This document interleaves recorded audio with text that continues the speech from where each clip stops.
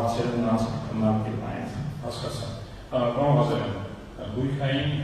իրավունքի կամ փոխհատուցման մասին, որ ասացիք, որ ինչ որ բայից այդ հարցը շատ ավելի սուր է բերվելու Ադրբեջանի առջև, այն ինչ պետք է լինի,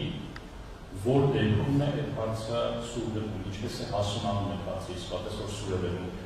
Թուրքիայի օրինակը բերեցիք, որ 40 տարի անց փոխհատուցման այսպես պատասխանատվություն հայտնեց Անկարան, Թուրքիան, ինչ պետք է լինի, որ Ադրբեջանը դրան դնի։ Դե 40 տարի նախորդեցին բազմաթիվ պրոցեսներ, առաջերտին պետք է քաղաքացիները, արցախցիները իրենց իրավունքին տեր տան, այսինքն նրանք պետք է դիմեն միջազգային հատկանիշներին, եթե ունեն իրենց հետաքրքրության թղթերը թեկուզ պատճենները, կամ կարող եք մեզ դիմել, այսինքն առաջերտին պետք է իրավական գործընթացները օգտագործել, ես միայն իրավական մասին կարող եմ խոսել, քաղաքական թե դիվանագիտական ինչ-որ քայլեր արվում է հուսով եմ որ արվում,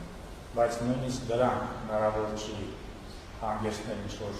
լուծման, եթե չլինի իրավական բաղադրիչը, որտեղ իրավական բաղադրիչը դա ստանդարտներ է ստեղծում, որի հիման վրա արդեն դիվանագիտական, քաղաքական գործընթացներ են։ Մենք կոնկրետ զբաղված ենք այդ ստանդարտները ստեղծել։ Ստանդարտները, որ ստեղծում են, դա արդեն պլատֆորմ է, որի հիման վրա արդեն միջազգային հարթակներում պրոցեսներ են կերում, դա պլատֆորմը անընդհատ փոփոխվում է զարգանում։ Հիմա առաջին մի քանի տարվա ընթացքում Ադրբեջանը կարող է ասել, հայերը իրենց կամքով են գնացել, բայց հետո հասկանում է, որ ոչ մեկը չի արել։ Հետո փորձել է այլ նարատիվ, որ հայերը կարող են վերադառնալ, այդ դեպքում հարցնել, իսկ ո՞ւր են ընթացակարգերը պետք է լինեն պարզ ու մատչելի, ասենք Արցախ օրինակ, որևէ ընթացակարգ, ինչպես օրինակ հիմա Ադրբեջանի պահանջում են ստեղծել հանձնաժողով փոխհատուցելու համար Սարգսյանների, չէ՞։ Հիմա հանձնաժողովը Ադրբեջանը գնում է բանավորացնում կա հանձնաժողովը, Հայաստանի կառավարությունը ուր է որ կա, որ դա մատչելի չէ։ Եվ Ադրբեջանը ձգձգում է երկխոսությունը։ Այսինքն տարիների ընթացքում Ադրբեջանի ռեսուրսները տեղեկատվական կլինեն, իրավական կլինեն, դա մաշվելու են, որտեղ Ադրբեջանը չի կարող արդեն նույն բանը կրկնել։ Իսկ ընթացքում իրավական ստանդարտներ են մշակվում։ Տեսեք, իրենք 2 տարի ասում են, 1 տարի ասում են, Լաչինը միջանցքի փակ չի, հենց դատարանացած փակ է, ամբողջ աշխարհացած փակ է։ Իրավական ընթացակարգերը ուղղակի ժամանակ են պահանջում։ Հիմա դեռ, ասենք, Եվրոպական դատարանը լցվում է այդ գործերով, Մարդու իրավունքների կոմիտեն դեռ լցվում է այդ գործերով։ Վաղ թե ուշ, մոտակա ժամանակաշրջանում, կարծեմ առաջին արդեն դատական ակտեր են լինում, որոնք ստանդարտներ են նշանակում, որտեղ ամենակիչը ասվել է, որ հայերը բռնի տեղահանվել են և փոխհատուցում չեն ստացել։ Դա դառնում է արդեն պատմական փաստ։ Ադրբեջանը չի կարող է դրան առաջադրել։ Չի կարող ասել ոչ, թող չվերադառնի, սկսել է մանևրը։ Հա վերադարձել, ինչ-որ ընթացակարգեր ստեղծի, կիսապրատ և այլն, բայց տարիների ընթացքում արդեն հարցը ավելի կոնկրետ է տրվելու և հիմա տեսեք, եթե վերցնենք Հյուսեյն Կիպրոսի օրինակը 74 թվականին բռնի տեղահանեցին, 85 թվականին սահմանադրության ուժով ազգայնացրեցին ամբողջ գույքը։ Հենց այդ սահմանադրությունը ընդունվեց, ամբողջ աշխարհը ասեց դա անիրավաչափ, անօրինական սահմանադրություն։ Դրանից հետո արդեն Եվրոդատարանում առաջի վճիռները 96 թվականին առաջի վճիռը կայացվեց, մինչև 2015 նոր 15 թվականին Թուրքիան հանձնվեց,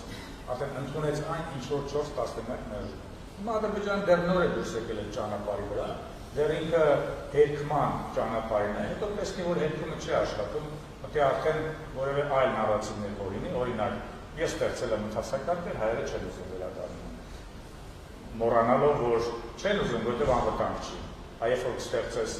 ինչպես ասում են, վերադարձը պետք է լինի կայուն, անվտանգ եւ արժանապատիվ, արժանապատիվ ընթացակարգերը սա իրավական կատեգորիա է, ոչ թե ուղղակի վերահսկական խոսքեր։ Հիմա Ադրբեջանը տարածք ամբողջությամբ փակել է, ըստ էության Եվրոպայի խորհրդի տարածք է, Արցախի տարածքը, բայց ամբողջությամբ ոչ գոտի է, եւ Եվրոպայի խորհրդում ես չգիտեմ որևէ այլ տարածք, գիտես, որտեղ փակ է ամբողջությամբ, ոչ ոք չի կարող մտնել առանց ռազմաքաղաքական ներկայության Արցախում։ Ոչ մի ՄԱԿ-ի հանձնաժողով, ոչ մի փաստահավաքում չի կարող մտնել։ Հիմա օրինակ այդ ուղղությամբ են ջանքեր կիրառում, որ գոնե փաստահավաքում գնա, այնտեղ ստանան արժանավատ ինֆորմացիա, ոչ թե արբանյակային, այլ ինչ է կատարվում այնտեղ։ Վերջերս մի փոքր հաջողություն ցանկ Ավանեսյանի գործով, որ Ավանեսյանի գործով Եվրոդատանը շուտապույտ կերպով կոմունիկացրեց Գանգատն դեմ Ադրբեջանը, որը անսպասելի էր։ Եվ Ադրբեջանը տեսնեք ինչ գեղեցիկ նկարներ ուղարկի Ավանեսյանի մասին, կարծես թե սանատորիայում, բայց ով է հավատացել։ Մարդ, որ հրազենային վիրավորում է ստացել, դրել են հեծանի վրա տրինաժորի կտկսեք բանտում տրինաժորով ինքը իրան բարապան, բայց նա հրազենային վիրավորում, ով է հավատալու դրան։ Հիմա Ադրբեջանի պարտավորեցրել է, որ Ավանեսյանը հնարավորություն կա զանգի իր քրոջը եւ զանգի փաստաբաններին Հայաստան։ Բնականաբար չի անում Ադրբեջանը։ Բայց այս վարկագիծը Ադրբեջանը չի կարող փաստամյակներ պահել։ Ուղղակի մենք կոնկրետ իրականորեն տրամադրված են տասնամյակների վրա աշխատել։ Մենք չենք մտածում վաղ այս process-ը ավարտվելու։ Դրա համար արցախցիներն ես կողորդորեի շատ դժվար է կներեք կարելի արցախցիներ, որտեղ դու պետք է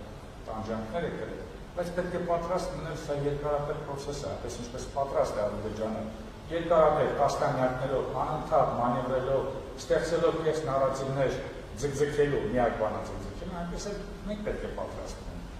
Սա օրացույց չէ, կալենդար չէ, որ այ վաղը մենք սա ավարտելու ենք, վաղը չեմ սրը հասնելու։ Սա երկարատև process է, որը պետք է մենք պատրաստ լինենք գործընկերներ համաձայնությունից,